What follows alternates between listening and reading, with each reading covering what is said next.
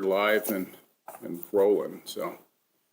All right, we'll call to order the Planning Commission regular session. Can we do a roll call? Liberty Avila. Here. Matthew Garrity. Here. Max Koltov. Here. Gary Lillard. Here. David Felly's absent, excused. All right, any additions or changes to the agenda? We do not, but I'll have some comments at the end to add that are not listed. Okay. Can we consider approving the minutes of the February 11th meeting?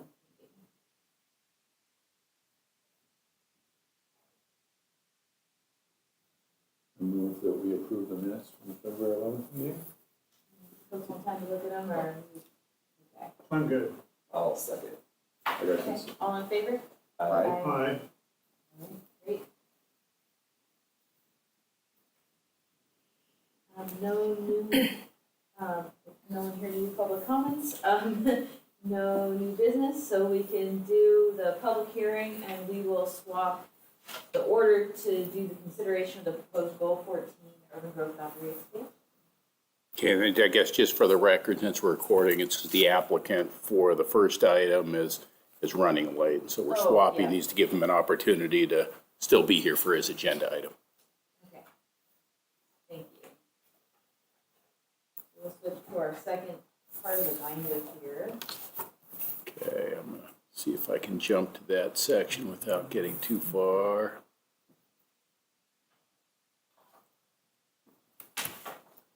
Okay, we're really close Okay, here. we will open the public hearing for comprehensive plan amendment Goal 14, file number 01-CPA.25.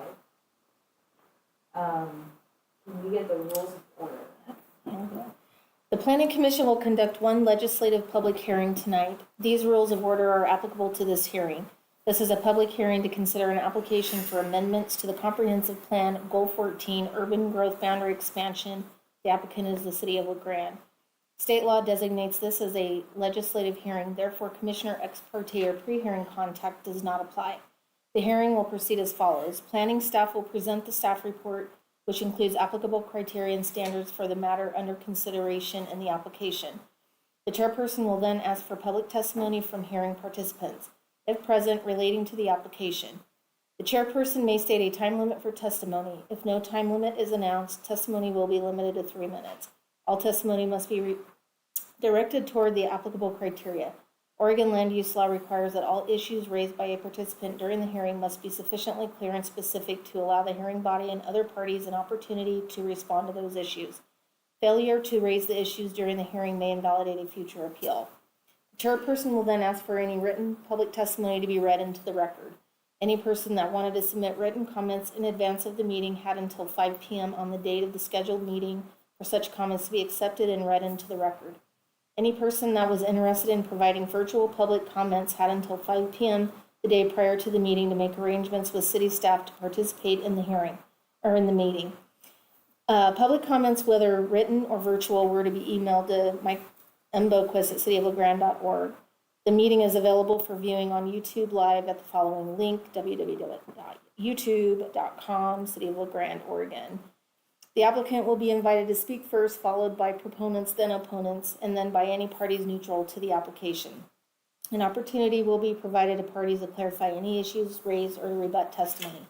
Proponents, then opponents will be provided an opportunity to clarify any issues or to rebut testimony.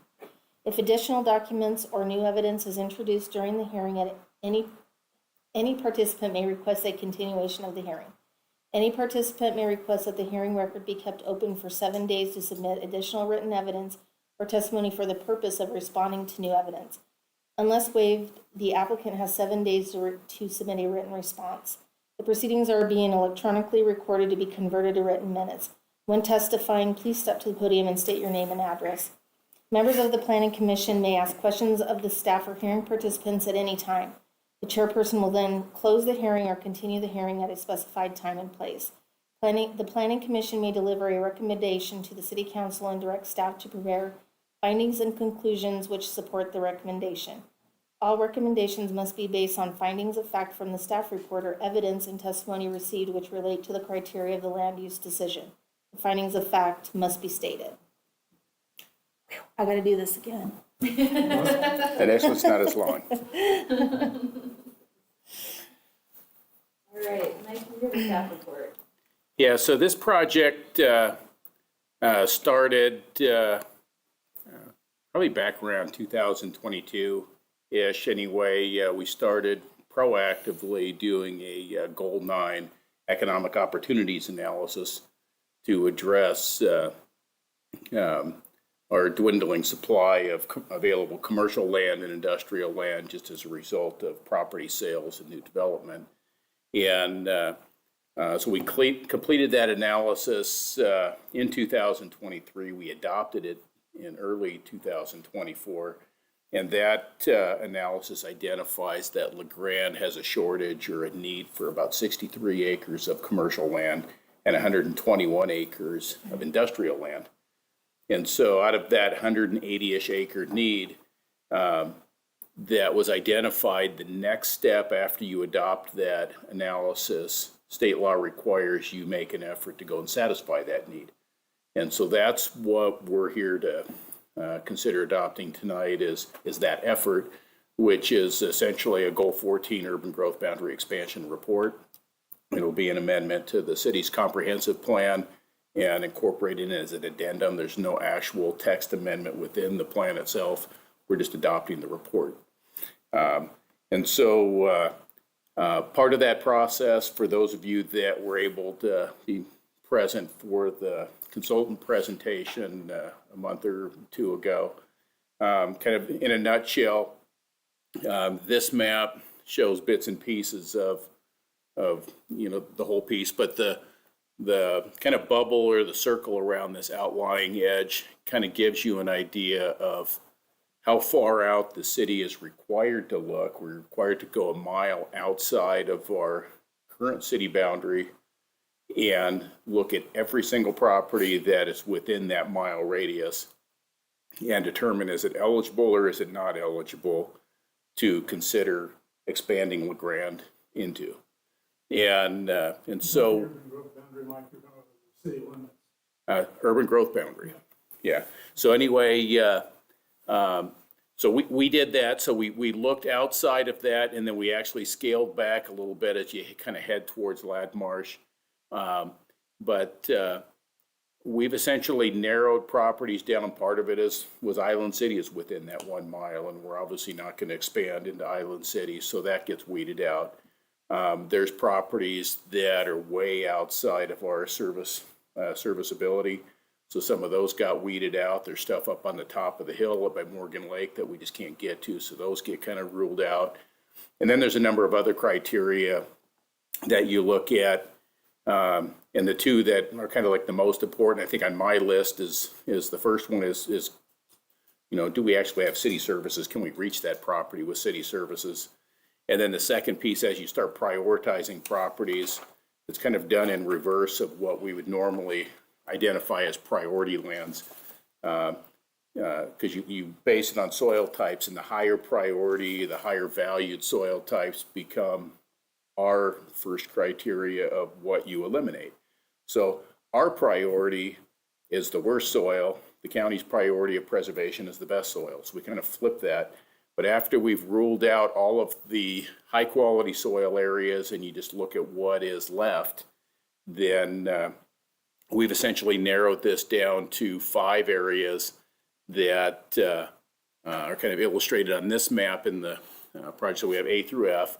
So we have an area of land that was up around the Union County Fairgrounds that potentially could provide some commercial opportunities because there is some business activity in the county at that area. We have stuff off of May Lane, which is Area B. And then we have C, D, and E are kind of grouped together, but these are areas around Artie Mac, Gravel Pit, and around the city's business park. And then when you get out to F, that's land out by the airport. And what we've, after kind of going through this and going through some public process with property owners, and we looked at feasibility of services and transportation as how do we serve these areas. This is, I don't know, 1,000, I forget how many acres, but we only need, roughly that 180. And so this is a huge area for us to consider, so we clearly aren't going to be taking all of this as an opportunity. We had to narrow this down to as close to 200 acres as possible.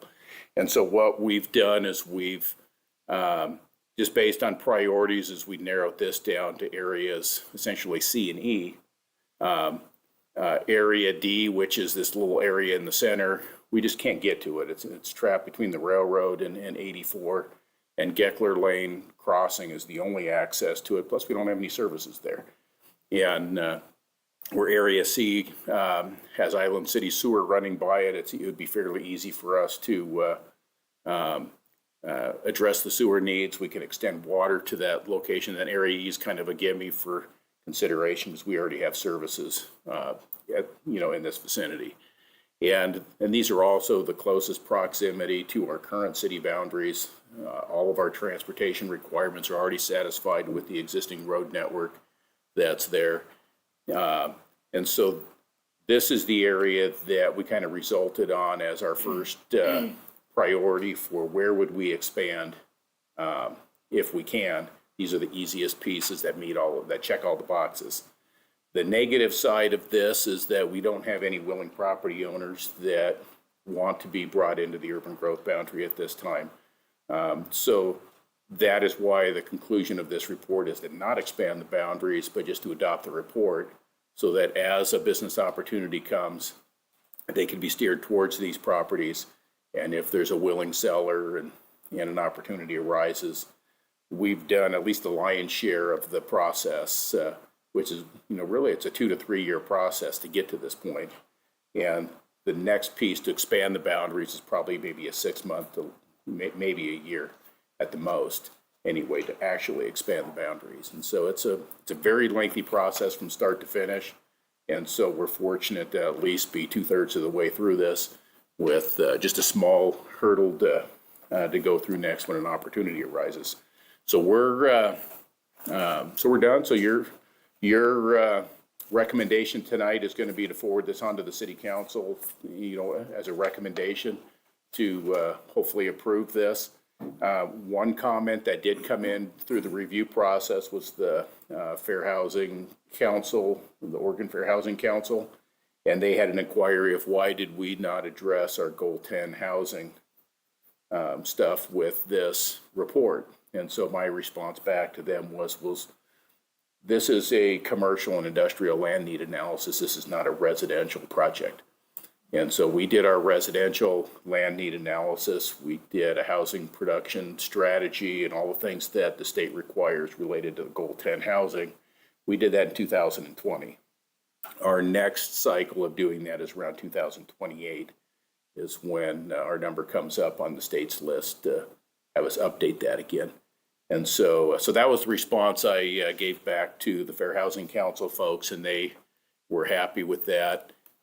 They did, let me jump up, and they did ask that I put that explanation in the decision order. So I added, if you look through your packet on this page, which is page 7, anyway, you will not see Goal 10. And so I added this to the decision order for forwarding this on to the council, so the council will have this in their packet. And essentially it just says this goal doesn't apply for these reasons. And so after you have your discussion tonight and make a decision, your motion would be either as amended or to approve this with the amendment included. So I don't have anything else to add. If you have any questions, I'm ready. So if we approve it, how long will it be? Another 10 years before other analysis will be done and have to be adopted? Or? On this? Yes. It will essentially be there until the council or there's some other, factor that would cause us to go back and redo this. The last time we did this was around 2016 for, or maybe it was 12, for industrial land only. And we ended up bringing in about 300 acres out by the airport, but we didn't have a need identified at that time that was as great as this, because we still had a lot of vacant properties. And so our need was really focused on large acreage parcels based on the inquiries the county and the city were getting on the economic development side. And so the industrial lands we brought in around 2012 had a overlay zone attached to them where they had, there's a property immediately west of the business park that has a 20-acre overlay on it, so that can be partitioned into 2 lots. It's a 48-acre parcel, so that's a 20-acre overlay. And then out at the airport, it's roughly about 300 acres. I think it's 3 different ownerships. But out in that area, we have a need for a 100-acre parcel and a 50-acre parcel for a large industry. And so because of the way the makeup is, no one parcel will achieve the 100-acre piece. And so so with that, we have some flexibility as, you know, if somebody comes in and wants a 15 or 20-acre piece out in the airport, we can accommodate that as long as we preserve a 100-acre piece and a 50-acre piece for a large industry. Or we go through some exercise to change that overlay and say that that doesn't apply today, and then we just remove it. But anyway, yeah, but to answer your question is there's no, generally this is a 20-year forecast, but we try to do some type of update about every 10 years because times change. But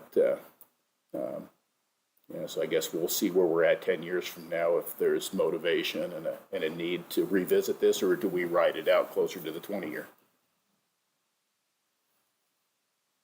So if one of the owners for the 2 segments that chose to focus on changed their mind or sold to someone who was inclined to come into the urban growth boundary, they would notify your office, and your estimate is it would take about 6 months Yeah, from there to have that be done. yeah, at least that's my hope anyway. So part of it's a process, yeah. So I'm just using kind of a rezone as a scenario. A rezone takes 5 to 6 months.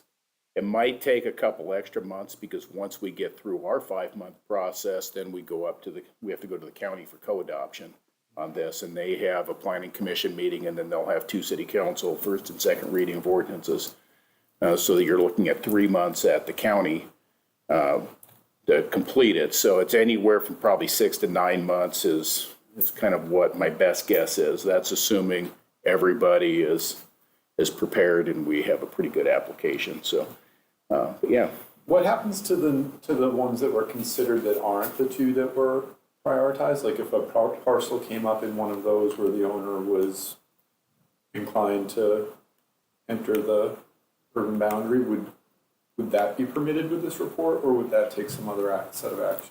It would require a little extra analysis because part of the scenario, let me get to that map because it's probably a better one. So as we look at this, part of the analysis that was conducted as it was a traffic study done with traffic engineers to look at capacities of streets and intersections. And none of these other areas had, besides kind of getting ruled out, but none of these other ones had immediate capacity, and we decided we were not going to spend the money to do a traffic study on an area that, or at least to go into more detail other than kind of some very early conceptual assumptions. But we weren't going to spend the money to do a detailed traffic analysis in an area that was not really eligible, and folks, at least in Area B especially, I mean, they just came right out and said, we do not want you to even include us, and they were actually not happy that we were even considering them in the first place. And so they don't even want to be identified on the map as being considered, even though we ruled them out. But of the area that we have, this Area C and a little bit of this D that is kind of below that, I guess it's really Area C, but this is commercial, this is industrial of Area C. But that is one area that we'll have to do some additional traffic analysis if we do have a buyer in there, because there's some assumptions of you base it on your current zoning and your list of uses and what's a likely scenario in those zones of who would be a user to locate there. And if somebody comes in and they end up being a really high user, we may not have adequately addressed the traffic impacts that a heavy user is going to have. And one of the things for sure is this Geckler Lane and McAllister intersection is going to be over capacity with probably even a medium-sized user, and it may require stop signs or some kind of traffic control there. But if it's a really big user, then we'll be looking at are the streets wide enough? Do we need turn lanes at certain locations and those kind of things? And right now, the assumption is we don't need anything. But we will know that more once we have an actual user proposed, that it'd be worth going through the analysis rather than, just doing a hypothetical today. And because generally those hypotheticals are worst case scenarios, and that's not reality. And then F is undesirable because of its distance from our current boundaries? Yeah, and it was a property owner that didn't express any interest, and and this is our current 300-ish acre piece is kind of down in this area. Most of this is the city, but it's really this triangle. And so area F well exceeded the allotment we needed anyway for the industrial land. It's not a property owner that's interested, and it'd probably be appropriate for heavy industrial land, and I think our need was more for kind of mid-sized lots in the light industrial. And so we kind of ruled it out. Plus I think it had decent soils, but we ruled it out mostly because it just didn't check all the boxes easily. And I think if we would have had a willing property owner there that was interested, we may have changed our priorities a little bit, but that wasn't the case. That can change, right? They may not own it. Right. Oh, yeah. So to get back to your question, I'm sorry about that. So to get back to your question, if somebody in one of these areas that was not in the C or E category comes in and says, hey, I want to be included, they certainly could, because we have the justification that says areas, A through F are all eligible areas to bring in. The piece that's just missing for all of those is we'll have to go through and do a much more detailed traffic analysis to bring it in. So it's probably not going to be your simple 6 to 9 month process. They're going to have to, somebody's going to have to spend a fair amount of money to do a traffic study and determine what those impacts are. And then based on the results of that study, like area F, for example, we know the crossing and the intersection at Highway 30 is already, pushed to its limit. And same thing with the Airport Road and Pierce Road intersection. Those are already at their limits. So if area F was to come in, we would certainly be looking at some relatively expensive improvement on both the state highway and Pierce Road to accommodate a large development. So that would be probably a harder one, but all of the other ones, depending on what the user is and what comes in, some level of analysis may be able to support bringing them in instead of the ones that we picked. I have one more question, so I'll ask you that one. So D, do you know what D is being used for? I know, so you said it's between the interstate and the railway. Is it currently in use? Yeah, it's probably, I'm going to say 95 or more % is farmland. So right now it's all hay pasture. And there's maybe 4 houses that are off of Geckler Lane, 3 or 4 houses off of Geckler Lane. And then the rest of it is, their farm fields. And their access from there. Yeah. Yeah, I mean, at some point it may be, because what we're looking at right now, not to go on a tangent too far, but this property that is up, this is off of the end of L Avenue and the corner of 25th Street. So this property has been kind of under discussion for, I don't know, my whole career here, but pretty much the last probably 5 years, as it's come up regularly as a possible property for a subdivision. And around 2002 or 3-ish or so, that property owner actually came in and did a whole subdivision process and then walked away from it because the economy kind of changed and they said, well, this is not the time to do this. And so they left it and it expired and it's gone away. But over the last 5 years, their subdivision plat has come up a number of times by different developers and say, hey, what would it take to do this? And the biggest challenge is we don't have water and sewer capacities to serve that property. And so they took pretty much all the dirt off of this land and maybe some others in the area to build the overpass at Island Avenue. And so the grade is really low, and so the sewer doesn't flow to the west and kind of southwest as desired, so they have to put in a lift station and pump it back up to where we currently have sewer, which, is very costly. So you're putting in two main lines, one for gravity flow down and one for the pump back up. And it's just cost prohibitive. And so what we've been looking at for about the last 4 or 5 years is we have an engineer analysis and an estimate that's now 5 years oldish to tie in down here at McAllister and run, I think we're going to add water if we do it, but to run a sewer up the highway right away or along that vicinity to get to the bottom of this. So then that would provide sewer gravity flow to all of these properties. Plus then it opens the door for all of this Area D, which, to get back off the tangent, is that opens the door up for Area D to be able to potentially serve that with city services. We still have transportation issues, but at least we would have water and sewer. And so that's actually on the table today in discussion. The city council has a work session, I think in about 3-ish weeks or so, maybe a little farther out. But anyway, there's a work session to talk about that because Public Works has the resources to, put in most of that. And I don't know how they would finance the difference, but it's 5 years ago, it was a $2 million project.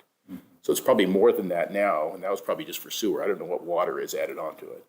But Public Works has, a pretty good pot of money in reserves for doing a project like that. But the decision has been, we're not going to build it unless somebody connects to it. And so we've been sitting here waiting. And so, but we have an active project that is under consideration for this lot. And there's a agency that, I think the guy's based out of John Day-ish, but I could be wrong where he's based out of, but I think that's where he's from. But he's done a lot of creative financing stuff with state grant money to help private developers build streets and infrastructure and all kinds of things. But they can only give so much money to the developer itself, and the rest of it would be passed through the city.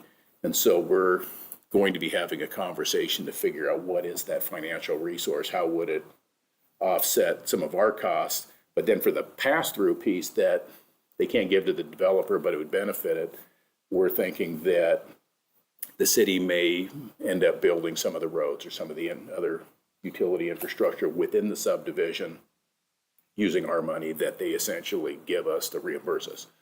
So somehow we're going to create a partnership to kind of help facilitate a development that may otherwise be cost prohibitive. But those are all things that I know nothing about. And, once we get into the weeds and into those minute details, it may be that, yeah, this is not for us. Or maybe this is like a dream come true and we're going to be jumping all over it. So anyway, we have some learning to do as we move forward. But in about 3 weeks or more, we're going to be at least having a council and staff conversation about that water sewer project and see if that's something that we want to take some steps to move forward with getting updated numbers, design, and that kind of stuff.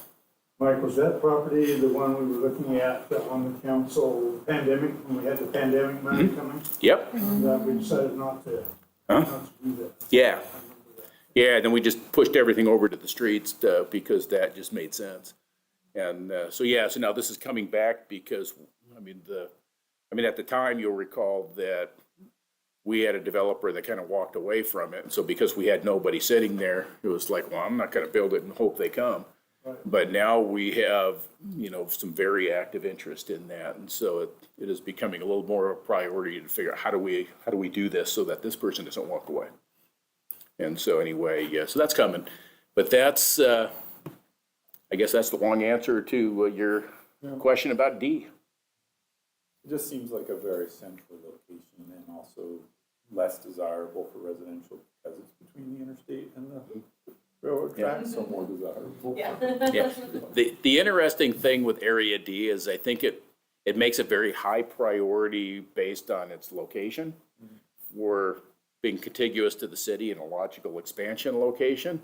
But as far as the characteristics, if it wasn't a locational thing, it's got some of the best soils in Union County. Now, And- don't you said that, I was like, oh yeah, that's that really green section. Yeah, and it's got some of the best soils and it's irrigated. And so from a priority standpoint, if it wasn't for the locational aspect of it, it would have gotten weeded out right from the get-go. But it made the cut because of its location, and we essentially boxed it in. And so that kind of, prioritizes, that land and minimizes the soil value in this, evaluation process. But anyway, so C and E are kind of our two target areas right now, just because we don't really have to do any infrastructure improvements other than trying to figure out the water and sewer. But from a highway capacity, it would be a fairly easy one to bring into the city, see it develop without it costing a fortune. So that's, so anyway, so fingers crossed that those property owners have an interest at some point in the near future to entertain opportunities. So any other questions before we move forward to a recommendation stage? Alright, so who wants to make the motion? It is on the front page. We are not approving, but we are, I have we're a, amending because of the goal 10, yeah, and we're forwarding it to the city council for approval. Want me to go ahead? But Sure. I move that the finding of fact and conclusions set forth in the draft decision order be amended and that the proposed comprehensive plan amendment be forwarded to the city council for approval. That motion? all in favor? Aye. All right. okay, thank you. Everybody?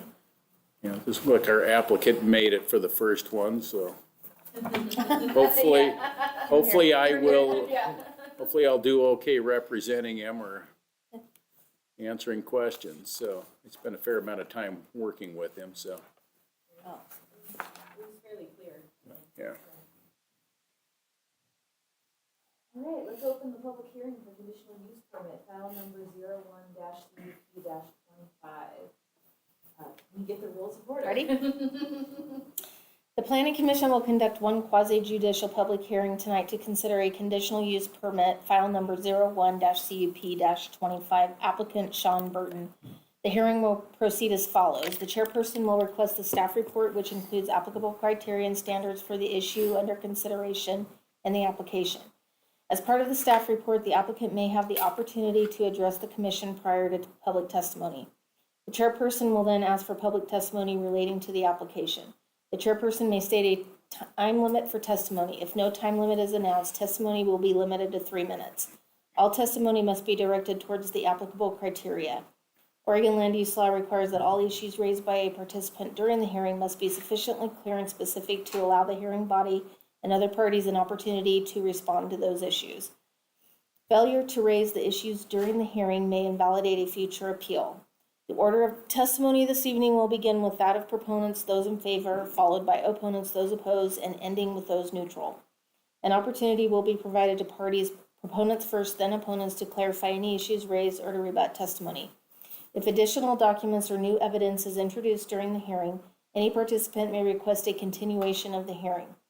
Any participant may request that the hearing record be kept open for 7 days to submit additional written evidence or testimony for the purpose of responding to new evidence. Unless waived, the applicant has 7 days to submit a written response. The proceedings are being electronically recorded to be converted to written minutes. When testifying, please step to the podium and state your name. Members of the Planning Commission may ask questions of the staff or hearing participants, if present, at any time. The chairperson will then close the hearing or continue the hearing at a specified time and place. All decisions must be based on findings of fact from the staff report or evidence and testimony received which relate to the criteria of the land use decision. The commissioner must declare any ex parte or pre-hearing contact, including the person's name and the nature of the discussion, as well as any site visitations to the area in question.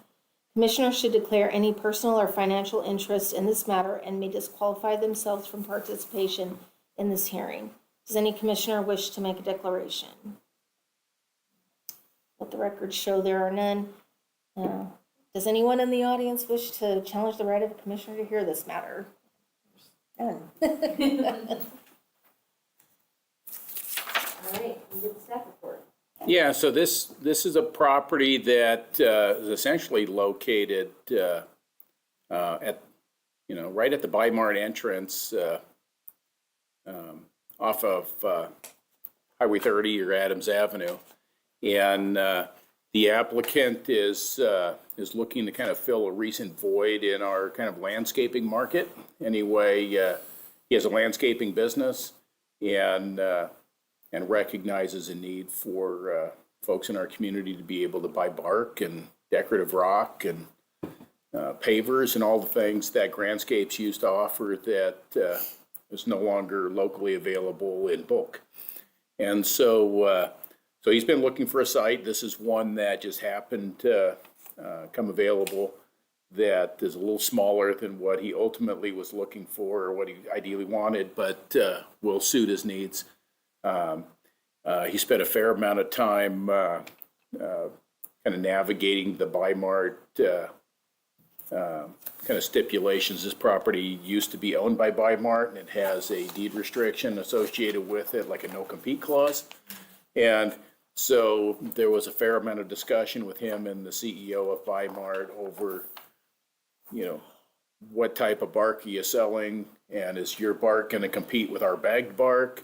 Are you going to sell, I don't know if Bi-Mart has, much for paver blocks, but it was mostly a bark conversation. But the outcome was you will not be selling plant material, but I'm okay with all the bulk stuff. And so anyway, and he doesn't really have space for plant material on this site anyway. So, so it wasn't really a big deal for him. So his site plan kind of gives you an idea of the variety of different bulk things that he's going to offer on the site. All of his stormwater is going into kind of a landscape bioswale that is going to be located between two driveways coming off of like that interior driveway going into Bi-Mart. And as a landscaper, he's hoping that this is going to be a showpiece kind of representative of his business. And so he's got some grand plans for plantings. We do have a tree requirement associated with our landscape requirements and our urban forestry.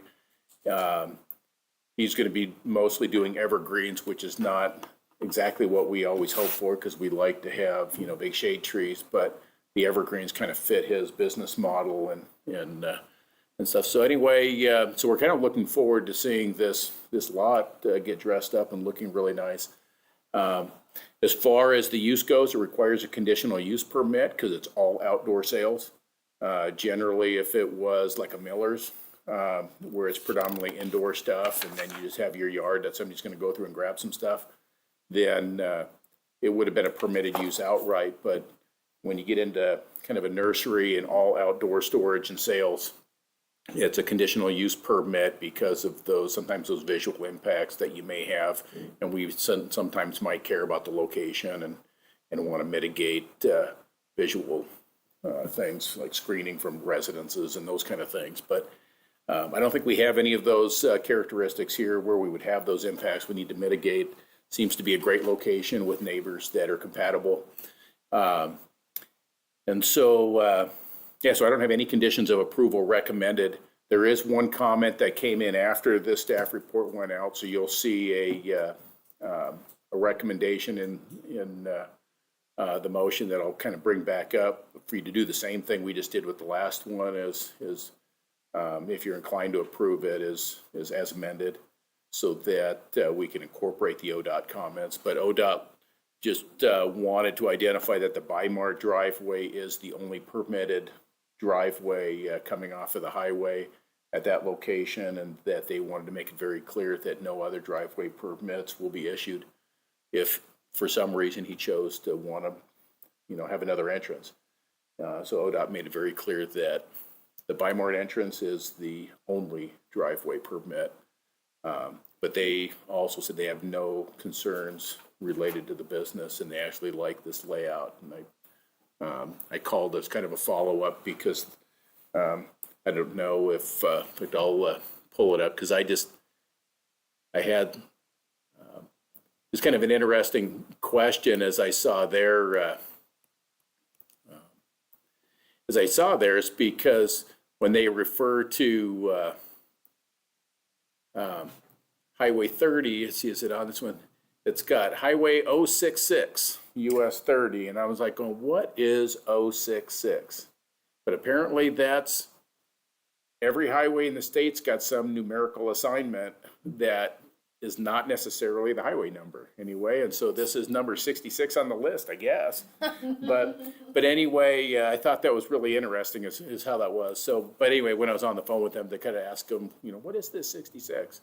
Anyway, they just kind of clarified that, that they're, fairly happy and satisfied with this, and they're looking forward to, the business locating here. But anyway, that's kind of the application in a nutshell. Other than the ODOT comments coming in, there's really no surprises that have come up. We didn't have any comments from anybody else. I think the applicant did a great job visiting with the neighbors and talking about, issues or concerns that they may have, and just making sure that he, satisfied them, and he wants to kind of be friends with all of his neighbors and get along, and because they're going to be kind of sharing space to some extent, I would imagine. Folks are going to naturally want to park at Bymart and walk in. Oh, the one thing that I did want to come in, have you look at, and I highlighted it in the staff report, is the city code has a parking requirement that deals with it's based on 1,000 square feet of gross retail sales area. And when you're dealing with outdoor sales, like a nursery or these kind of things, I think if in the case of like a Grandscapes nursery, where essentially your entire property is a spot where people park and they walk all around and shop, I think our parking formula may be okay. But in this scenario, his customers are generally not going to be parking and walking around and shopping. His customers are showing up with a big trailer connected onto the back, and there's going to be maybe one or two at a time showing up, and he's going to be loading them up with barking, and away they go. They're not going to be parking and then walking through shopping and buying miscellaneous things. And so he didn't ask for this change, but I just wanted you to have some discussion because I think it would be nice, at least of us, to kind of consider giving him a custom parking requirement, which the code allows when you have a use that doesn't, clearly fit the scenario. And given the nature of his business is really, just a handful of folks coming in at a time with their trailer, loading up and then leaving, anyway, I just want you to have the discussion. If you think the 9 spaces that, I think he's required to have 8, but based on the formula, but if you think that's reasonable and want to leave it, that's fine. But I think maybe dropping that number to like 5 parking spaces, because he still has all of the, vehicle drive-through spaces as, as being technically parking also, even though it's not designated that on his plan. They're just naturally going to pull in, and you're going to have, a couple trucks and trailers lined up in here as they're waiting their turn. They're not going to be parking in these spaces probably, unless you happen to be the one person who's going to come in and just pull in and just say, what do you got? How much is it? And then they leave, and then they come back with their trailer. And so anyway, I just want you to think about that. So, if you wanted to reduce this, he's actually got 10. He didn't count the handicap space in his quantity, but I'm just thinking if you required him to only have maybe 5 spaces plus the handicap, as if that sounds reasonable to you, then that would allow him to, have a pallet of something or expand his landscaping and create some other little decorative something. But anyway, I'm just throwing it out there. He didn't ask for it, so if you're not inclined to do it, that's okay too.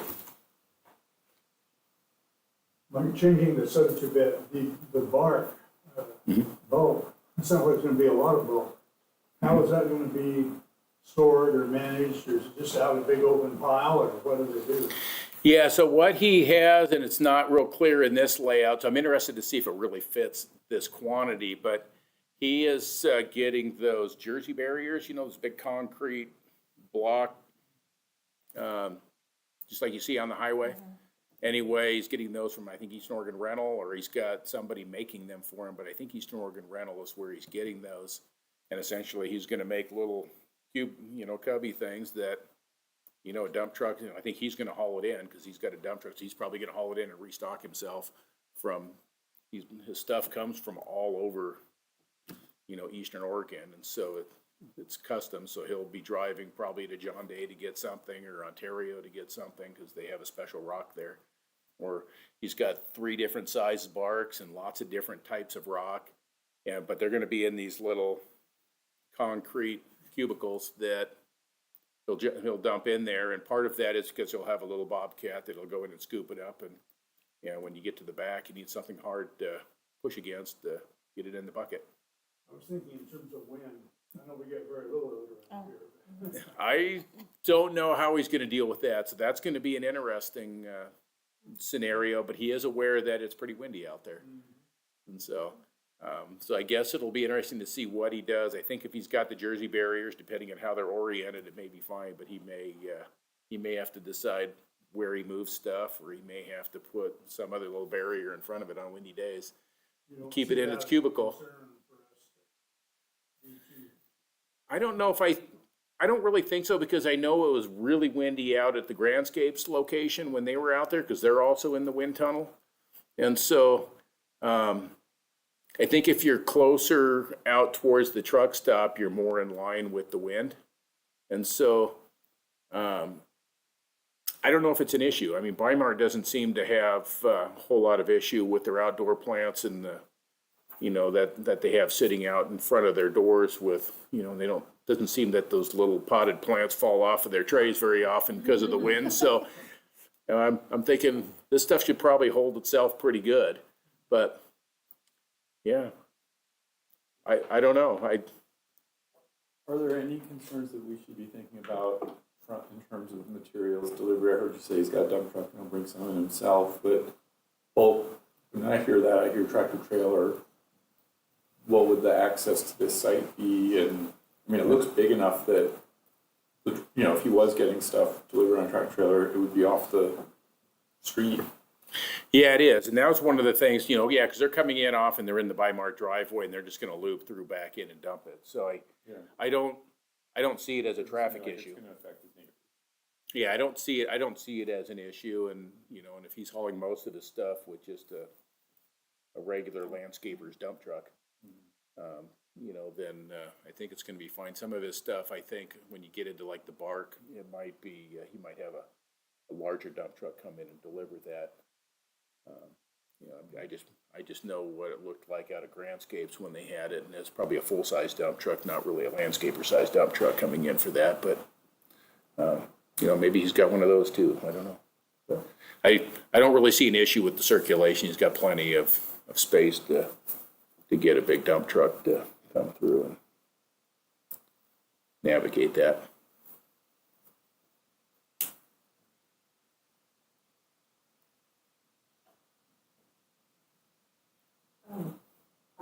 I mean, I think this looks good, and I don't have an issue with reducing the parking. I think anything that gives them a little bit of flexibility, and I agree with you. There's going to be a ton of parking there, and, well, I know they're not using the primary parking lot. If people are walking over, they're probably walking over from the parking as well, so. Yeah, this seems okay to me. Me too. How would he be mitigating dust and that kind of thing? So on this plan, this area he's got labeled, this is all asphalt, so he's got a little office which is potentially down the road anyway. I'm not sure how soon he's gonna put this in, but this is all asphalt where the parking and the primary vehicle circulation is. And then this is gravel where essentially his Bobcat's gonna maneuver back and forth, but it's compacted gravel. And so aside from getting back to your question about the wind and the bark and that kind of stuff, I don't you know, maybe the topsoil, I don't know if I see, you know, at least dust being a big deal, other than with, you know, maybe his topsoil pile, depending how he has that, he may have to cover that or do something with it if he finds that's gonna be an issue. But, the way he's got the site designed and what we typically look at for dust abatement and dust control, I think he's got that covered, and I think we're looking good.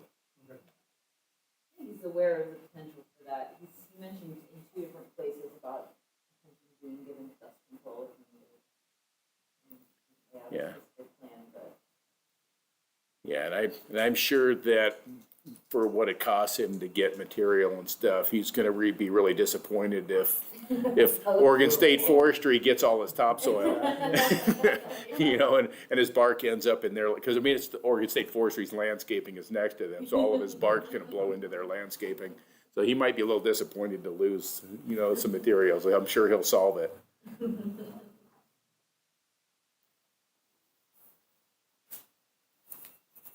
If we reduce the number of parking spots, what other commissioners think the number should be? I think 5 plus the ADA makes sense. I mean, no, there's 1 employee spot, there could be 2 people working. Yeah. I think that makes sense to me. I mean, that leaves him 3 available spots, the ADA spot, and then all of the truck and trailer drive-through. I mean, if you think that's reasonable for kind of the scale of, you know, and scope of his business.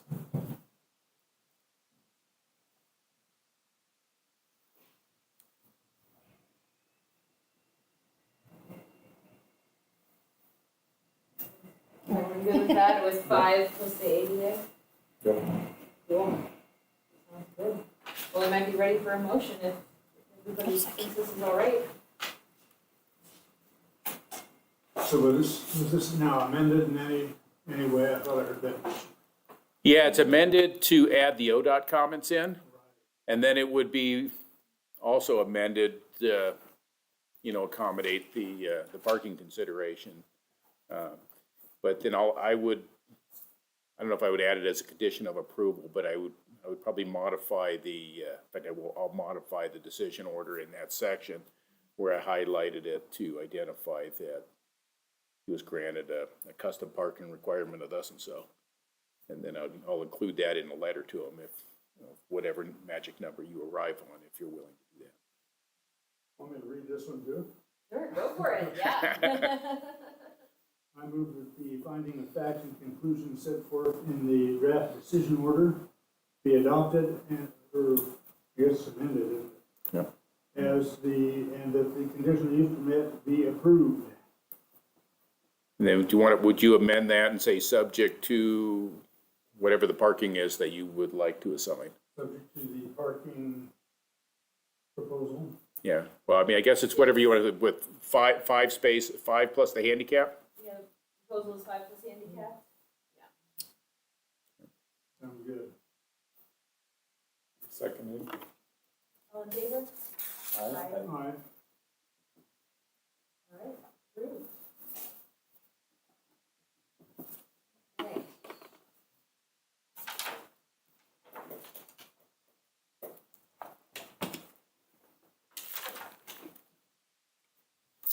All right, we don't have any old business today, do we have city planner comments? Yeah, so the only thing that I have coming up is the next month meeting is, that second week of May, anyway. Our scheduled date happens to overlap with, the city budget hearings. And so, usually during that entire week, all commission meetings are canceled because all staff are essentially in budget hearings. But, more so for us is I think there's really only 2 commissions that meet during the actual days budget typically takes. It's usually the Monday, Tuesday, Wednesday, and we're Tuesday. And so that meeting date's gonna be canceled, but I do have, True Construction is getting ready to submit an amended, preliminary subdivision plat. So, when was it last? 2 weeks ago, I think. last summer, whenever it was that you guys approved their subdivision. They had 5 phases. In their last phase, which is the end, they had a single lot that they didn't know what they were going to do with because they were negotiating with neighboring property owners to potentially purchase that. So then they would come back with, a different subdivision proposal that would incorporate those properties. Anyway, one of those property owners did not want to sell, and I think the other one just doesn't work out for the layout and for fire access, and to stick with what they have. But this lot they have generically labeled as a triplex in order to hit our density requirements for the R3 high density residential zone. And they would like, rather than putting a triplex on that one large lot, they would like to do the same size parcels that they have throughout the rest of their subdivision and actually plat it out as 5 lots. And which I think easily fits with, the way their subdivision is designed. But going from 1 lot to 5 lots is not something I can administratively bless as a minor change as they move forward to city council for final plat. And so they are going to come to you and ask you for, I guess, a revised decision to change their preliminary plat from, we got 12 lots, I think. I forget how many, I think it's 12, to make it, 17 lots or 16 lots. So would that be in June, or we're saying? Well, schedule May? So Kendra's going to be sending out a little doodle poll or something to try to set up possibly a special meeting that deviates on a different date. So she's going to send it out, and then we'll just kind of see what your availability is to get together for probably a 30-minute meeting. I'm hoping it's pretty short. And I guess we'll see. Otherwise, worst case scenario, he'll be coming in June to whoever's available to run that. And so Liberty mentioned that she's not going to be available in June. So if we have a June meeting, our vice chair is going to be in charge. But so anyway, so that's coming. And then just to kind of give you a little bit of information on his subdivision, I was kind of skeptical with how hot these lots would be for sale, because this is like a first for us. These are little tiny lots with small homes, and they're just packed in there like sardines.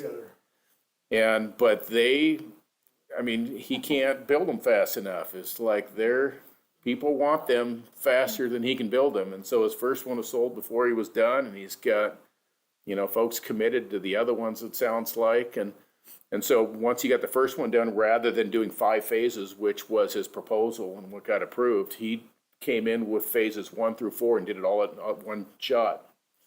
And he's planning to do now his next phase with the 5 lots as one big shot too. So he just wants to get it done because they're building houses as fast as they can to get these done.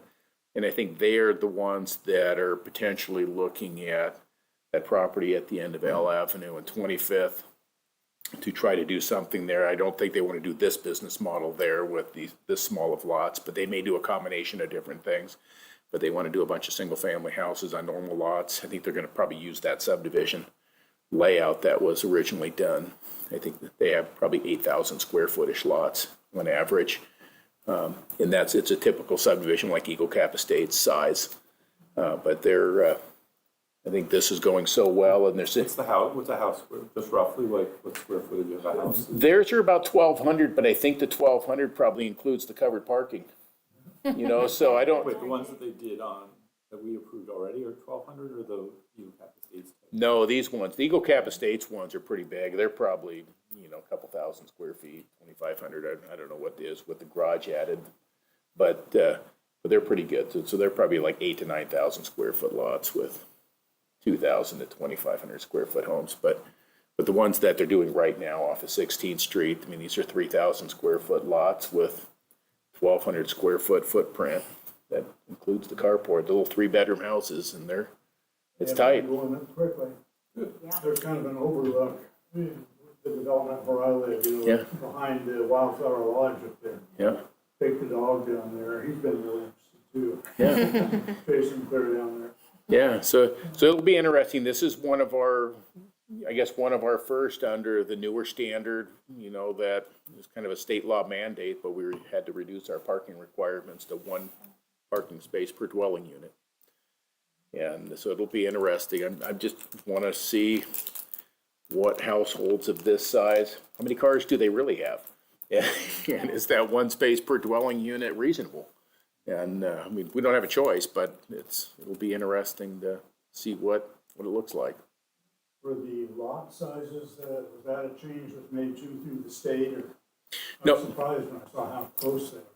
Yeah, no, we did that for taking, for accommodating the cottage homes, because when we started incorporating the cottage home, option, kind of like what Gus Chachas did on stuff, if somebody wants to build a cottage home, which is kind of a new model that folks are interested in, is a 5 or 6,000 square foot lot's a pretty big sized lot for a little 800 square foot house. And so it's kind of like, well, if you're going to do a house that's a third the size, then, maybe a lot that's a third the size is reasonable. So, but that's a minimum, and most people aren't going the minimum.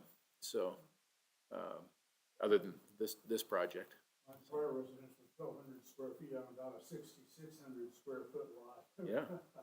A lot of yard and stuff, yeah. Yeah. So I mean, it just depends, I think, on what folks are looking for, but generally the smaller houses need less footprint of lots. So, anyway, so that's our standard, but, anyway, so that's coming. So watch your, emails for Kendra's little poll, and if we can't get a quorum together for doing that, then we'll just have to let, True Construction know, when the next available meeting is and plan for it, so. Any final commission comments? All right, we'll adjourn.